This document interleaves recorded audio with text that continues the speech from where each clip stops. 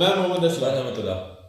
उम्मीद करते हैं आप सब खैर से होंगे। आप देख रहे हैं वर्ल्ड रिएक्शन यूट्यूब चैनल। चलते हैं आज की वीडियो टाइटल है Iran surprise for India, Indians are welcome without visa. लो जी, but Pakistan are not allowed. तो देखते हैं वीडियो, फिर देते हैं इस पर रिएक्शन।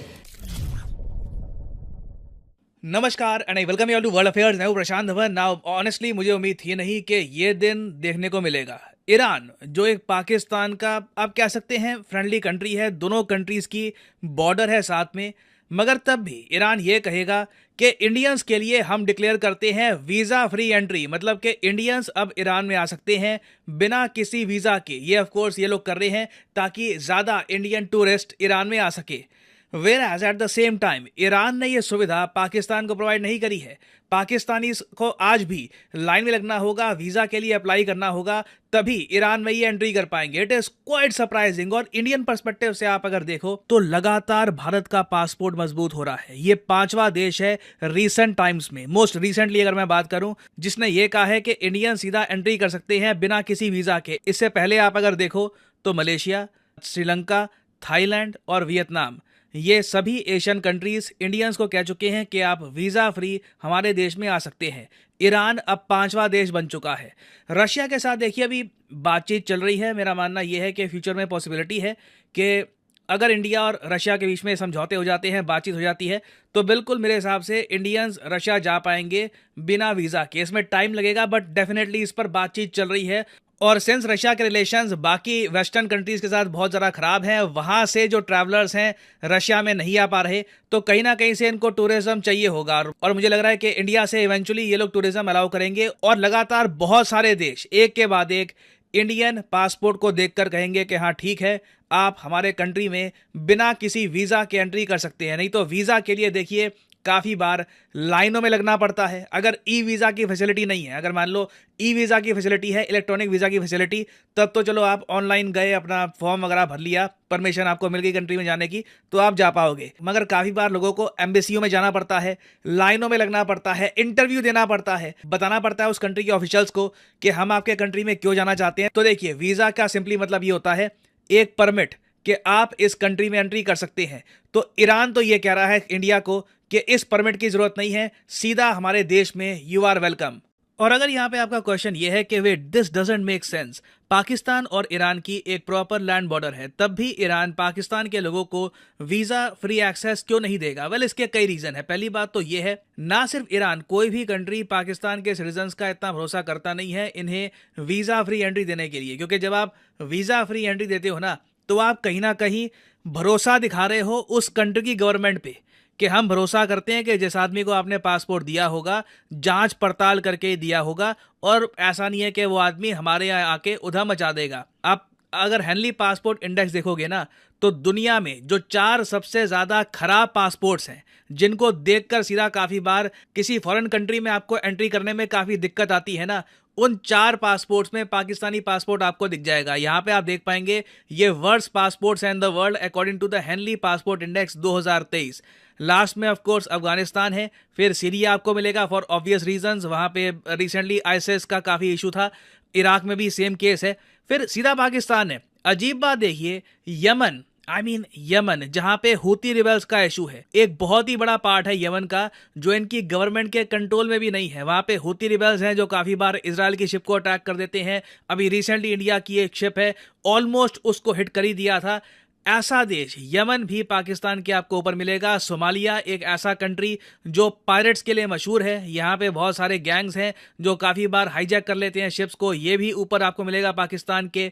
फिलिस्तीन, जी हाँ, फिलिस्तीन जिसका एक बहुत बड़ा हिस्सा इजराइल कब्जा चुका है, आधा गाजा आज के समय इजराइल के पास है, फिलिस्तीन भी आपको पाकिस्तान के ऊपर मिलेगा। इवन नॉर्थ कोरिया के पासपोर्ट की जो वैल्यू है ये आज के समय ज़रा मानी जाती है compare to the Pakistani passport. उस सब के अलावा अगर हम ईरान और पाकिस्तान के रिलेशंस देखें तो रिसेंटली यूएस प्रेशर के अंडर आके पाकिस्तान ने जो बहुत ही इंपॉर्टेंट एक पाइपलाइन आनी थी from Iran to Pakistan eventually India में, इस पाइपलाइन पर भी काम करना बंद कर दिया। यहाँ पे आप देख पाएंगे Islamabad temporarily halts Iran Pakistan gas pipeline, तो कहीं ना कहीं इसका भी इम्पैक्ट आया होगा जिसकी वजह से ईरान ने पाकिस्तान को यह सुविधा प्रोवाइड नहीं करी है। वेरास ईरान के कंप्लीटली डिफरेंट प्लान्स हैं भारत को लेकर। देखिए, इंडिया में टूरिज्म बहुत ज़रा बूम कर रहा है, बहुत सारे फॉरेनर्स लगातार हर साल इंडिया में आ रहे हैं, इनकी जो परसेंटेज है बढ़ती जा रही है। But at the same time हम ये भी देख रहे हैं कि अब भारतीय लोग बाहर जाकर छुट्टियां मनाने के लिए बहुत ज़्यादा जा रहे हैं। इंडिया में आप कह लीजिए ये चीज़ नॉर्मलाइज हो गई है, नहीं तो मिडिल क्लास ये सब करती नहीं थी कि लाखों रुपए खर्च दिए, यूरोप होकर आ गए या मिडिल ईस्ट होकर आ गए। आज के समय आप भी किसी ना किसी को जानते होंगे जो कहीं ना कहीं एटलीस्ट यूएई दुबई वगैरह तो घूम के आया होगा, शायद आप ही घूम के आए होगे। It is becoming very common. और जो ये फॉरेन टूरिस्ट की जो कॉस्ट है ये भी धीरे धीरे कम हो रही है। और एक एस्टिमेट ये है कि 2030 तक, जो इतना दूर नहीं है, 2024 ऑलमोस्ट स्टार्ट ही हो चुका है, 2030 तक ना इंडियंस $410 बिलियन बाहर के देशों में खर्च के आ जाएंगे टूरिज्म के टाइम में। आप इमेजिन कर सकते हैं, $410 बिलियन। आई मीन अगर हम ग्लोबल स्पेंडर्स की बात करें ना, तो इंडियंस चौथे सबसे बड़े ग्लोबल स्पेंडर बनने वाले हैं। आफ्टर यूएस अमेरिकन नंबर 1 पे हैं, क्योंकि उनके पास परचेजिंग पावर ज़्यादा है, तो अमेरिकन टूरिस्ट सबसे ज़्यादा खर्चते हैं। फिर नंबर 2 पे चाइना है, नंबर 3 पे जर्मनी और नंबर 4 पे आपको मिलेगा इंडिया। ये जो चेंज है ऑफ कोर्स आपको 2030 में दिखेगा, जो इतना दूर नहीं है। तो ईरान साफ साफ देख पा रहा है कि अगर इंडियंस के मन में ईरान को एक प्रॉपर टूरिस्ट डेस्टिनेशन के रूप में डेवलप करना है, तो उस पर काम ये अगर अभी से स्टार्ट करेंगे ना, तो 2030 में इनको बेनिफिट मिलेगा। एक देखिए, मेरे हिसाब से क्लियरली ईरान ये काम तो कर सकता है कि जो कई इंडियंस हैं ये शादियां करने के लिए टर्की में जाते हैं। रिसेंटली आपको पता होगा पीएम मोदी ने भी इसके बारे में कहा है कि देश के बाहर शादियां मत किया करो, देश के अंदर शादी करो, इकोनॉमी में कंट्रीब्यूशन थोड़ा बहुत होगा। तो अब मान लो कई इंडियंस हैं जिनको जाना ही है, जिनको पड़ी नहीं है कोई कौन क्या कह रहा है, उनको बस बाहर जाना ही है, उनके लिए देखिए टर्की के अलावा ईरान भी एक अच्छा ऑप्शन हो सकता है। कल को छुट्टियों के लिए अच्छा ऑप्शन हो सकता है। बिल्कुल, Iran is a gorgeous country. Iran की आबादी बहुत कम है इनके साइज़ के हिसाब से। कई कंट्रीज़ हैं जो बहुत ज़्यादा डेंसली पॉपुलेटेड होती है ना, कि लोग ही इतने सारे हैं वहाँ पर कि आप कह लीजिए नेचर को इतनी जगह मिलती नहीं है वहाँ पे। टूरिज्म के लिए वो जगह इतनी ब्यूटीफुल होती नहीं है। वेरएस ईरान स्केर्सली पॉपुलेटेड है, इनका बहुत सारा रीजन है, वहाँ पे आबादी ना के बराबर है।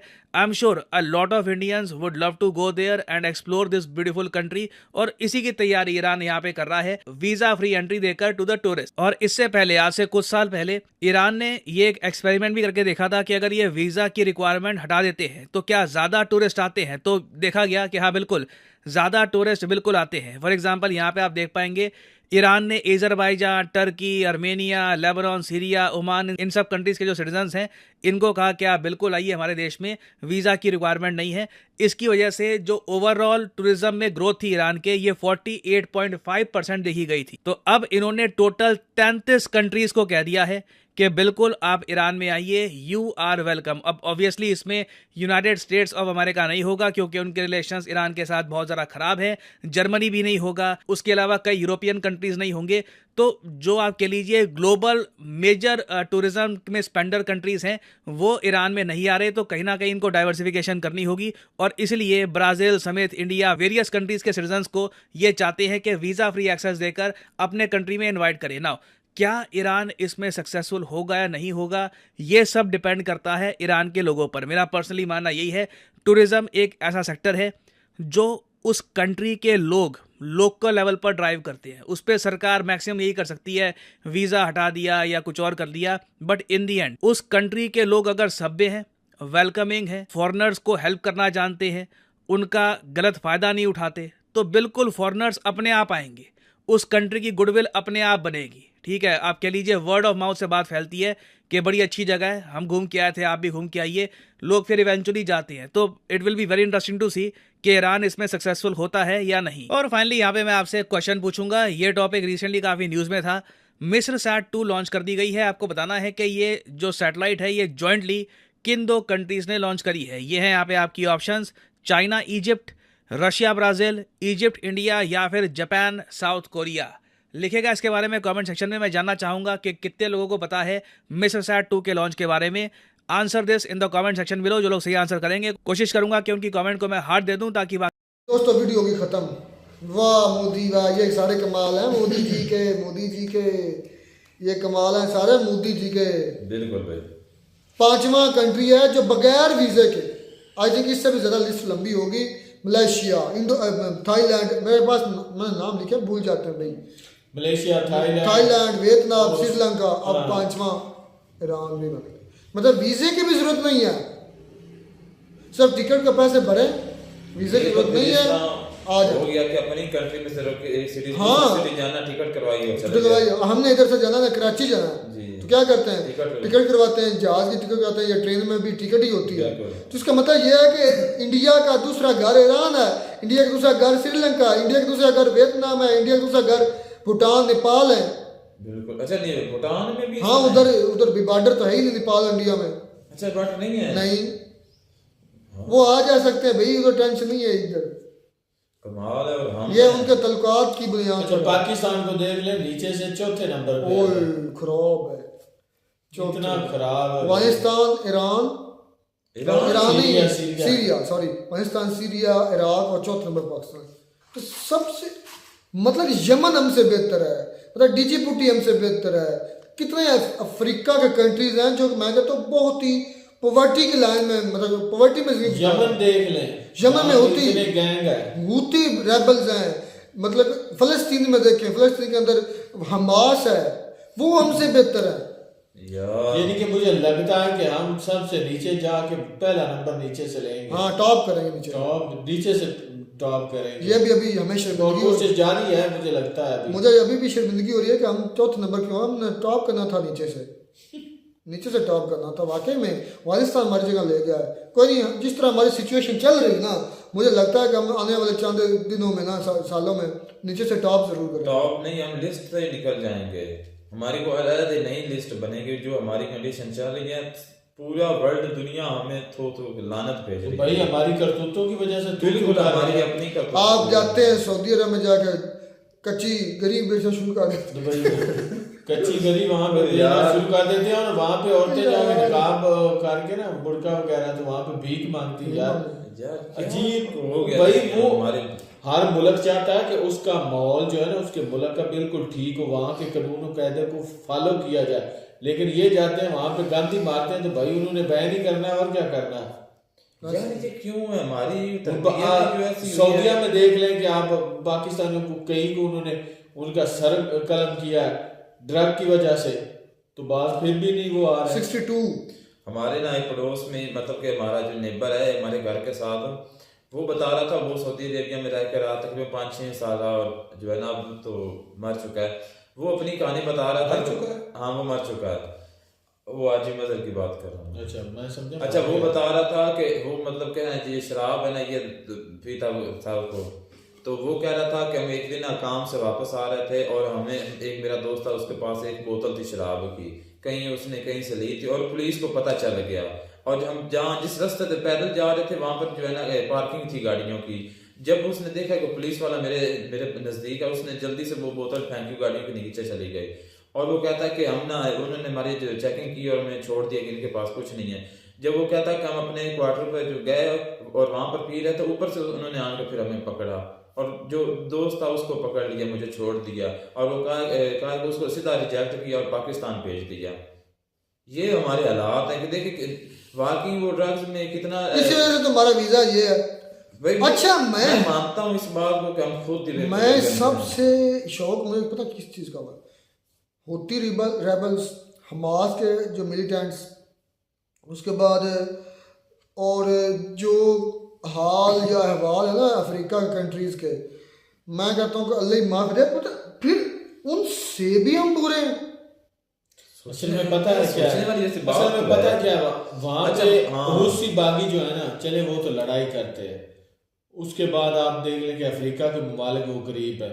ये नहीं, इसका मतलब है कि लड़ाई वाले भी वो एक्सेप्ट करते हैं, और जो गरीब है उनको भी एक्सेप्ट करते हैं, बेगारती वाले भी लेकिन accept उनको एक्सेप्ट नहीं करते जिनकी करतूतें बुरी हो। ईरान ने देख रहे हैं, ईरान ने को कहा है कि आप वीजा फ्री आए, इंडिया को कह दिया। हाँ, भाई, लेकिन ईरान ने पाकिस्तान क्यों को उसने करना है नहीं। और हालांकि हमारा उनके साथ बॉर्डर भी शेयर होता है। और यार हमारी बॉर्डर पर रोजाना फाइटिंग होती रहती है, फौजी मारे जाते हैं उधर से दोनों तरफ से। वैसे एक बात है, हमारे जो इधर से जाते हैं ना वहां पर जियारत के लिए, वहां पर जाकर उनकी जो बहुत रिस्पेक्ट पाकिस्तानियों की उन कंट्री में की जाती है। मैं अक्सर व्लॉग्स वीडियोस देखता रहता हूँ, वहां पर जब बताते हैं पाकिस्तानी बहुत ज्यादा रिस्पेक्ट करते अच्छा, इससे पहले जो लेकिन वीडियोस बॉर्डर पर आपने जो है ना की थी, वो जो है ना फाइटिंग होती रहती है। वीडियोस की थी कि भाई ताइवान ने 1 लाख वर्कर मांगे हैं, हाँ इजराइल ने मांगे हैं 1 लाख, उसके बाद मुख्तलिफ ममालिक ने मांगे हैं यार, लेकिन पाकिस्तानियों को उन्होंने यही दूसरे ममालिक ने कहा है कि भाई आप यहाँ से निकल जाए। शर्मसारी वाली बात है, पाकिस्तान के दूर मरने का मकाम है कि उनका पड़ोसी मुल्क इंडिया को फ्री वीज़ा दे रहा है, एंट्री दे रहा है, फ्री वीज़ा एंट्री, पाकिस्तान को नहीं दे रहा। ये पाकिस्तान के लिए डूब मरने का मकाम है, सोचने वाला है। किसने एक मिनट सोचना है, किसको को है गैरत वाला हमारा इधर कोई सोचने वाला भाई हो तो भाई एक चीज़ मैंने और नोट की, जब पाकिस्तान का जिक्र है तो प्रशांत सर ने अपने जो मैप था ना, मैप लगाया हुआ था पाकिस्तान इंडिया सड़क, उसके ऊपर मतलब बाकी के झंडे आए और पाकिस्तान के ऊपर उन्होंने पाकिस्तान की आर्मी चीफ की तस्वीर लगाई। सही किया, वो सही किया, बिल्कुल सही किया। और हकीकत भी यह है कि हमें पाकिस्तान के अंदर हैंडल भी वही कर, बिल्कुल झंडे की जरूरत नहीं है, भी है ये वो है ही सब वो, आर्मी, सब आर्मी, यो वो मुझे उनका अच्छा जैसा होता है ना सब मादा सब आर्मी हमारे यहाँ। पाकिस्तान में मिलता है नई वीडियो में नया साथ, तब तक दीजिए इजाजत, अल्लाह।